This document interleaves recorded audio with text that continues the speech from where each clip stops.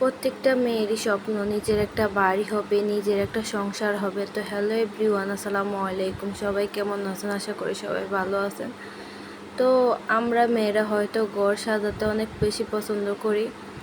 তো আমি আজকে নিয়ে চলে আসলাম ভাইরাল সেই সুপার ক্লে। তো ফার্স্টে আমি কয়টা ফুল বানিয়ে একটা টব বানাইছি।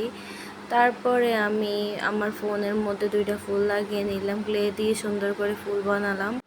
তো একটা ভিডিও দেখার পরে হঠাৎ এই আইডিয়াটা আমার মাথায় আসলো, আমি একটা সুন্দর শোপিস বানিয়েছি ঘরের মতো করে।